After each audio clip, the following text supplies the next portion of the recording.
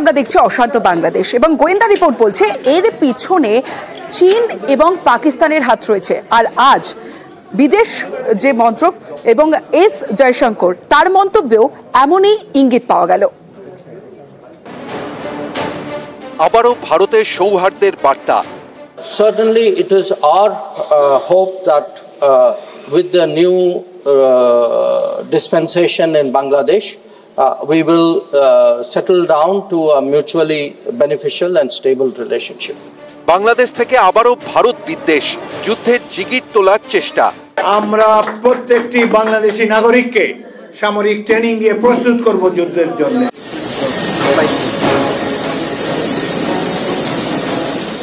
অগাস্টে দেশ ছাড়েন প্রধানমন্ত্রী শেখ হাসিনা। এখন ঢাকার মসনদে মোহাম্মদ ইউনূসের অন্তর্বর্তী সরকার। গোয়েন্দা রিপোর্ট অনুযায়ী আওয়ামী লীগ বিরোধী আন্দোলন থেকে শেখ হাসিনা দেশ ছাড়া এবং বাংলাদেশে নতুন সরকার আসার পিছনে রয়েছে চীন এবং পাকিস্তানের মদদ। শুক্রবার সংসদে বিদেশমন্ত্রীর মন্তব্যেও এমনই ইঙ্গিত। When we speak about neighborhood first policy, almost in every one of our neighboring countries, with the exception of Pakistan and China, we have had important development projects. That is the case with Bangladesh as well. বাংলাদেশকে চীন পাকিস্তানের মদদ, এই তিন দেশের যা ভৌগোলিক অবস্থান তাতে অনেকেই সিঁদুরে মেঘ দেখছেন। ভারতের উত্তর পূর্বে চীন, পূর্ব দিকে বাংলাদেশ এবং পশ্চিমে পাকিস্তান। এর মধ্যে বাংলাদেশের সঙ্গে ভারতের 4096 কিলোমিটারের আন্তর্জাতিক সীমান্ত। এর মধ্যে পশ্চিমবঙ্গের সঙ্গে 2217 কিলোমিটার। এই দীর্ঘ আন্তর্জাতিক সীমান্ত থাকা পড়শির সঙ্গে চীন পাকিস্তানের বন্ধুত্ব গাঢ় হচ্ছে বলেই দাবি। এই পরিস্থিতিতে এদিন বিদেশমন্ত্রীর মন্তব্য যথেষ্ট তাৎপর্যপূর্ণ। এই তিন পড়শি দেশ হাত মিলিয়ে ভারতের বিরুদ্ধে ষড়যন্ত্র করতে পারে বলেও অনেকে সিঁদুরে মেঘ দেখছেন। পাকিস্তানের উপরে একটা নিয়ন্ত্রণ আছে, বাংলাদেশেও কিন্তু চীনের অনেক ইনভেস্টমেন্ট আছে, কিন্তু এটা ঠিক যে দুজনেই বাংলাদেশে ইন্টারেস্টেড।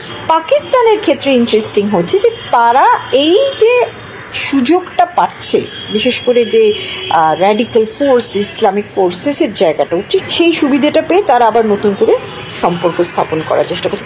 বাংলাদেশ এই তিনটে রাষ্ট্রের মধ্যে ভারত বেষ্টিত রাষ্ট্র। বাংলাদেশকে ভারতের উপরে চাক বা না চাক অনেক কিছু বিষয়ে নির্ভর করতে হবে, কিন্তু অবশ্যই ভারতকে সতর্ক থাকতে হবে এবং আমার ধারণা ভারত সতর্ক আছে।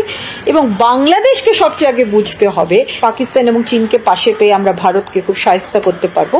এই ন্যারেটিভটাই যদি কাজ করে তাহলে বাংলাদেশের পক্ষে লং টার্মে কাজ করা মুশকিল হবে।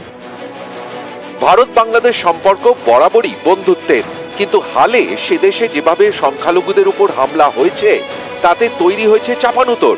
বাংলাদেশের কট্টরপন্থীরা ভারতের নানা অংশ দখলের মতো হাস্যকর সব হুমকি দিচ্ছে, লাগাতার চেষ্টা করছে যুদ্ধ জিগির তোলার। আমরা প্রত্যেকটি বাংলাদেশী নাগরিককে সামরিক ট্রেনিং দিয়ে প্রস্তুত করব যুদ্ধের জন্য। প্রত্যেকটি ছাত্র যেন রাইফেল চালাতে জানে, সামান্য field craft basic military training তাদেরকে আমরা দেব, যাতে করে কেউ আমাদের দিকে কোনো রক্ত চক্ষু দিয়ে দৃষ্টিপাত করতে না পারে। ভারত কিন্তু সৌহার্দ্যের বার্তাই দিয়ে যাচ্ছে। 9 ডিসেম্বর ঢাকায় গিয়ে বৈঠক করেছেন বিদেশ সচিব, আর এদিন সংসদে বার্তা বিদেশ মন্ত্রী। Certainly it is our hope that with the new dispensation in Bangladesh we will settle down to a mutually beneficial and stable relationship.